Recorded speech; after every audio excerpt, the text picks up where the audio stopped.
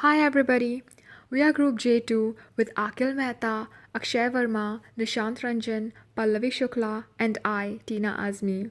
This presentation intends to introduce you to financial accounting and decision making, which is abbreviated as FADM. FADM is a core subject taught in the first term at ISB. The fact that it is important for every B School student to learn and understand this subject is irrefutable. We'll see why in the rest of the presentation. FADM is the interpretation of financial statements in an organization that enables better decision making for all stakeholders. Financial statements are data documents a company publishes annually or on a periodic basis. These documents include the company's net worth based on its assets, liabilities, expenses, earnings, and operational budget. Financial planners and accountants may use financial statements to make decisions regarding future direction or expansions of the firm. They're also useful to determine the ability of a business to generate cash or to determine whether a business has the capability to pay back its debts. Sometimes employees also need these reports in making collective bargaining agreements with the management or for individuals in discussing their compensation or to assess their security in the firm. All this can sound very baffling, but it really isn't. Basically, there are three main pillars to FADM, which are the balance sheet, cash flow statement, and the profit and loss statement. The balance sheet shows the firm's assets, liabilities, and stockholders' equity at a particular point in time. The cash flow statement shows the firm's cash flows during the reporting period. It provides an overview of the cash inflows and outflows of the business during a certain period of time. The profit and loss statement shows the entity's financial results, that is, the net profit or loss over a given period of time. When someone talks about financial accounting, the first thing that comes to their mind are various financial jargons such as assets, liabilities, equity, cash flow, etc. However, the concepts behind these jargon are simple and they quantify the value of businesses and the decisions that are taken using these tools. For example, these aid in investing decisions for investors. Deciding which stock to purchase based on financials can lead to wealth creation for individuals. Using these tools, companies are evaluated for the value they create in society, including their future potential. Also, if Company A wants to acquire Company B, it can use Company B's financial statements to evaluate the potency of the acquisition.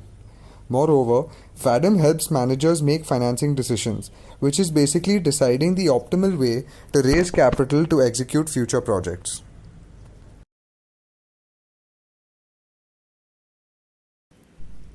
However, one may still question the relevance of FADM. So let's explain it a little better using some real life examples. Scenario 1. Hi Akshay, you've graduated 2 years back from ISB and now you're a senior manager at Amazon. Can you tell us how FADM has helped you in your job? Hi Akhil. As a line manager, I just had to look after the company's day-to-day operations, which was okay because I had an engineering degree. But when I got promoted to head the entire division, I had to prepare annual forecasts, annual budgets, inventory levels, etc., etc. It is because of studying FADM at ISB that I was able to develop the skills to analyze and prepare these financial statements. I even got to present them at the Scenario meeting 2, with the board of Nishant is an directors. entrepreneur and Pallavi is a venture capitalist. So, Nishant, we really like your business idea and we are pretty much interested in funding it. But then, can you show us some numbers? What's the profitability of your venture like? Sure, Pallavi. So, as you can see from the funding pitch, we have submitted our cash flow statements, income statements, and balance sheets. Our income statement as well as our net working capitals are highly positive. We will be able to maintain our cash flows well while maintaining our profitability at the same time. Scenario 3, Pallavi is a consultant and Tina is a client.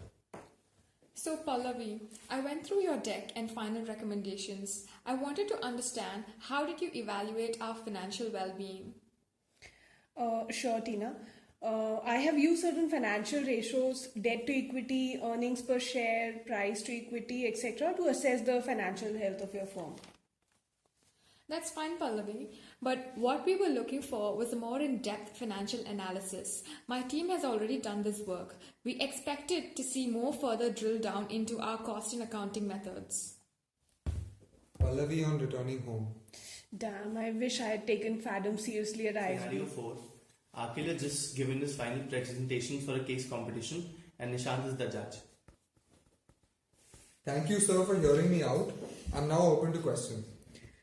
So, Akhil, how did you come up with this innovative strategy in your case? So my strategy was to reduce bad debts for the Swedish company that was under analysis, and also its cash conversion cycle. The accounts were soaring really high. The accounts receivable was soaring really high, and suppliers were hounding for payments. From what I had learned from my FADM courses, I incentivized the suppliers to increase their payment cycle by increasing their order size while introducing loyalty programs for my customers.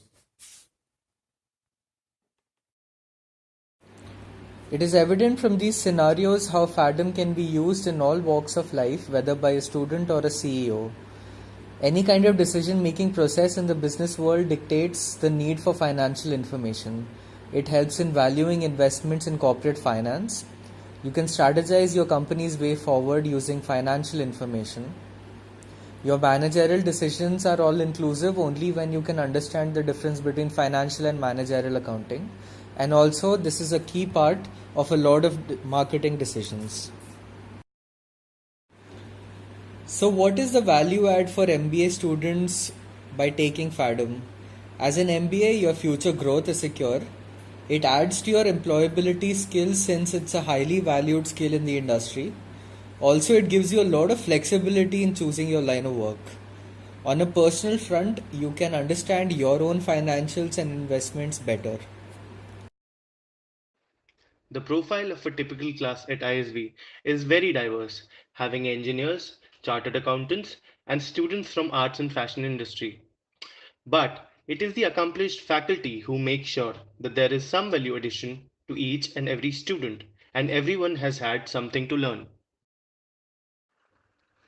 You may wonder why FADM is taught as part of an MBA when there are various professional accounting courses available. The answer is pretty simple: time and money. Having a course that picks all the important financial accounting concepts that help an MBA graduate in his career certainly eliminates the need to go for other courses that require significant fees and can take years to pursue.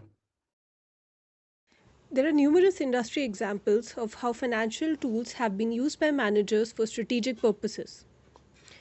TJ Dermot Dunphy, the CEO of Sealed Air Corporation, very cleverly used leverage recapitalization to avoid acquisition of Sealed Air by other firms. In 1989, Sealed Air took a massive debt of around $300 million to pay dividends. High leverage meant that the firm became a bad candidate for takeover.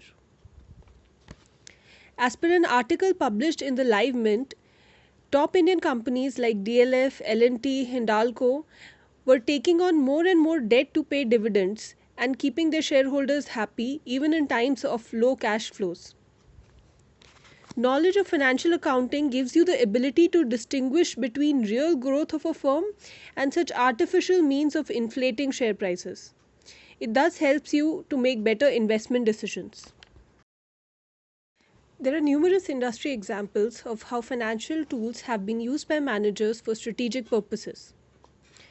TJ Dermot Dunphy, the CEO of Sealed Air Corporation, very cleverly used leverage recapitalization to avoid acquisition of Sealed Air by other firms.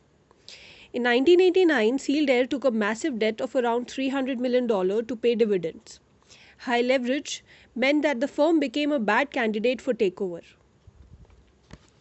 As per an article published in the Live Mint, top Indian companies like DLF, L&T, Hindalco were taking on more and more debt to pay dividends and keeping their shareholders happy even in times of low cash flows.